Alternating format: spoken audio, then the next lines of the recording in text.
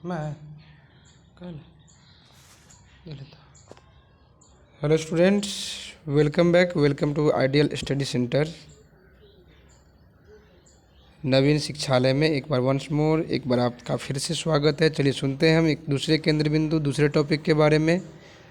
और इससे पहले जानकारी दे दूं आपको कि ये फिर से सेकेंड सेमेस्टर हिस्ट्री के लिए ही टॉपिक बनाया जा रहा है। मिस्र की सभ्यता से जुड़े टॉपिक है। टॉपिक का नाम है प्राचीन मिस्र की कृषि, कर्म और उद्योग। चलिए सुनते, लेट्स स्टडी। मिस्र समाज के आर्थिक जीवन का आधार कृषि कर्म था। केवल मिस्र का ही नहीं, अगर हम देखें तो पुराने जितनी भी सभ्यताएं हैं, चारों सभ्यता कृषि पर ही आधारित थी। क्योंकि पहले उतना उद्योग व्यापार या टेक्नोलॉजी उतना विकसित था नहीं, तो लगभग सभी सभ्यताओं का जो आर्थिक आधार था वो कृषि पर ही टिका हुआ था। यहाँ प्रमुख रूप से जो फसलें उगाई जाती थी, गेहूँ, जौ, मटर, बाजरा, सरसों, सब्जियाँ एवं फल। फल के रूप में यहाँ अंजीर, खजूर, अंगूर, प्लेकस, जैतून, इसके अलावा इन चीज़ों की खेती की जाती थी।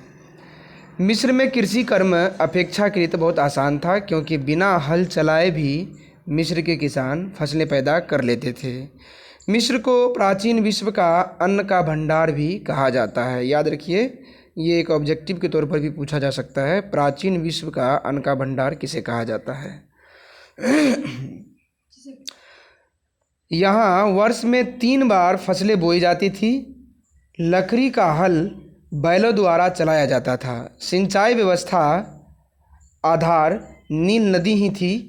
उसमें आई बाढ़ के पानी को संचित करने व खेतों तक पहुंचाने के लिए तालाब और नहरों का जाल बिछा हुआ था। किसानों को उपज का 10 से 20% भाग टैक्स के रूप में राज्य को देना पड़ता था। कर खाद्यान्न आदि के रूप में दिए जाते थे। दूसरा प्रमुख उद्यम वहाँ का था पशुपालन। तो वहाँ के लिए अर्थव्यवस्था, वहाँ की कृषि ढांचा आप जरूर पढ़ रहे हैं, लेकिन अगर वहाँ की आर्थिक व्यवस्था के बारे में पूछ ले, प्राचीन मिस्र की आर्थिक व्यवस्था, तब भी आप इसी आंसर को लिख सकते हैं। तो वहाँ की अर्थव्यवस्था 2-3 चीज़ों पर ही टिकी हुई थी। पहला कृषि पर, और कृषि के अलावे पशुपालन पर और कुछ हद तक व्यापार पर टिकी हुई थी। तो कृषि के अलावे जो यहाँ गहन रूप से की जाती वो है पशुपालन। मिस्र के मुख्य पालतू पशु गाय, बकरी, गधा व भेड़ थे। मिस्र में धातु, लकड़ी, मिट्टी, कांच, कागज और कपड़े का काम करने के लिए कुशल कारीगर भी थे। ये लकड़ी पर नक्काशी तथा कांच पर चित्रकारी का कार्य से बहुत परिचित थे। वे कई प्रकार के जलपोत बनाने की कला भी सीख चुके थे। चमड़े और खालों से वे कई प्रकार के वस्त्र एवं ढाल इत्यादि, पेपायरस पौधे से कागज, चप्पलें, हल्की नाव व चटाई इत्यादि बनाते थे। हालांकि अगर आपसे पूछे कि कागज़ का प्रचलन कहाँ से शुरू हुआ, तो ये तो चीन की सभ्यता से हुई, लेकिन मिस्र के लोग भी बाद में पेपाइस नामक पौधे से कागज़ बनाने लगे, चप्पलें बनाते थे, हल्की नाव भी बनाते थे और चटाई बनाते थे। उत्तम कोटि के लिनन वस्त्रों की अधिक मांग थी। वहाँ मेसोपोटामिया, सूडान, अरब एवं भारत से मिस्र के व्यापारिक संबंध थे। यहाँ के लोग वस्तु विनिमय द्वारा व्यापार भी करते थे। वस्तु विनिमय आप समझते हैं, वस्तु देकर वस्तु खरीदना वस्तु विनिमय प्रणाली कहलाती है। मिस्र बर्तनों, खाद्यान्नों, कागज, फर्नीचर व कांच की वस्तुओं का निर्यात करता था। निर्यात मतलब होता है अपने देश से कुछ भेजना, निर्यात कहलाता है, और किसी देश से लाना आयात कहलाता है। तो ये जो है सीरिया, असीरिया, नूबिया, देवदारू, यहाँ से हाथी दांत, आबनूस, ये मसाले, चंदन, श्रृंगार इत्यादि ये आयात करवाते थे। और कांच, कागज, खाद्यान्न और मिस्र के बर्तन का निर्यात करते थे। मिस्र में नील नदी आवागमन का एक प्रमुख साधन था। यहाँ के द्वारा, नील नदियों के द्वारा लोग आवाजाही करते थे। मिस्र के इन उद्योग धंधों की झांकी उनके रिलीफ चित्रों में संरक्षित रूप से सुरक्षित है। मतलब उन चित्रों को देखकर आप अंदाज़ा लगा सकते हैं कि वहाँ के लोग कैसे व्यापार या कृषि या पशुपालन करते थे। मिस्री शिलालेखों में चित्रित बाजार के दृश्य देशीय बाजारों की एक तस्वीर प्रस्तुत की गई है, जिस जगह अधिकतर गहने, वस्त्र, खाद्य पदार्थ एवं मछली पकड़ने के हुक जैसी वस्तुओं का लेन देन करता हुआ दिखाया गया है चित्र में। मिस्र भित्ति चित्रों पर राजा को नहर निर्माण के लिए फावड़ा मारकर मिट्टी निकालते हुए दिखाया गया है। शायद ऐसा होता होगा कि वहाँ के फ़राओ जो है किसी नहर के निर्माण से पहले खुद एक कुदारी चला करके पहला मिट्टी निकाल देता होगा, बाकी उसके बाद मजदूर करते होंगे।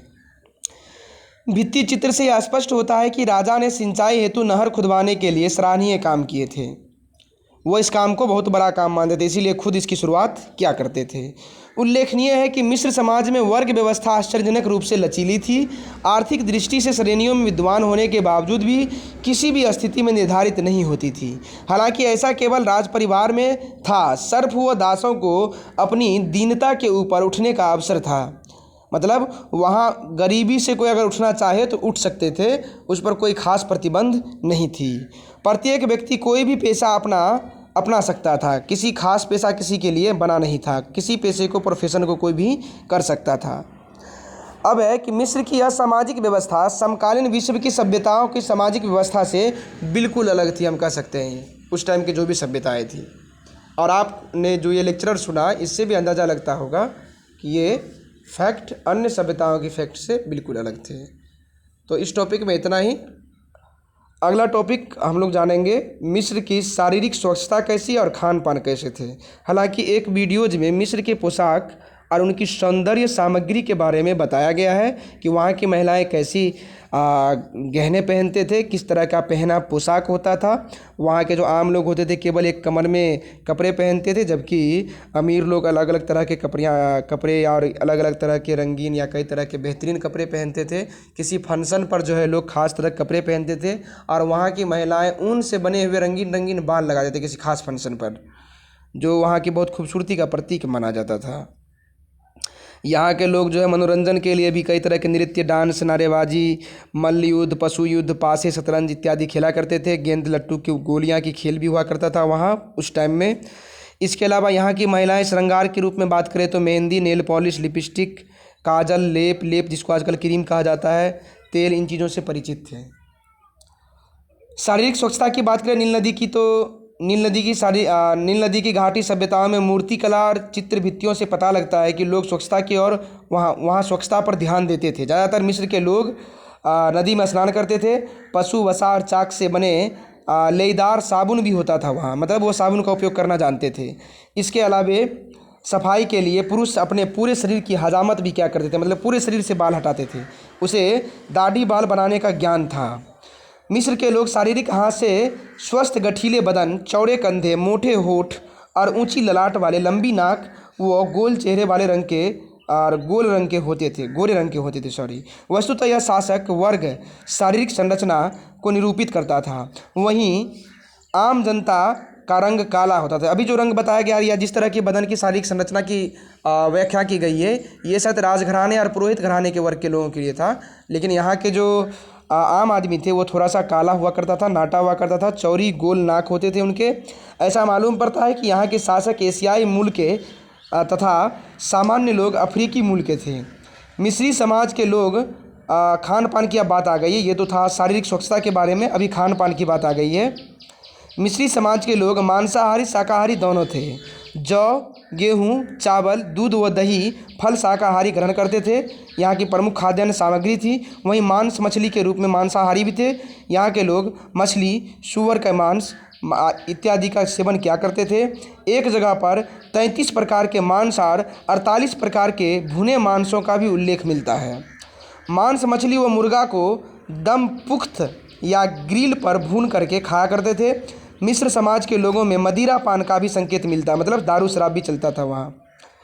त्योहारों और दावनों के दिन वहाँ के लोग मदिरा का और मांस का आनंद लेते थे। प्राचीन मिस्र के लोग आरंभ में ज़मीन पर बैठ के भोजन करते थे, परंतु धीरे धीरे कुर्सी व मेज़ का प्रचलन भी वहाँ शुरुआत हो गई। अब हम अगले टॉपिक, इस टॉपिक में तो कहा गया कि नहीं कवर किया जाएगा, लेकिन इस टॉपिक में ही कवर कर लिया गया शारीरिक स्वच्छता और खान पान के बारे में, मिस्र के पोशाक के बारे में, वहाँ के मनोरंजन के साधन के बारे में। अगले वीडियो या टॉपिक में आप देखेंगे मिस्र की आवास वहाँ के वैवाहिक संस्कार और वहाँ के महिलाओं की स्थिति बता दी गई है। एक वीडियो में दाह संस्कार के बारे में, अंतिम संस्कार के बारे में जाएंगे। मतलब 3 टॉपिक को लेकर के अगले क्लास में जो है अगले वीडियोज में बनाया जाएगा। और उसके बाद हम लोग पढ़ेंगे मिस्री लोगों के धार्मिक संस्कार या धार्मिक जीवन के बारे में। इस वीडियो में इतना ही। Take care.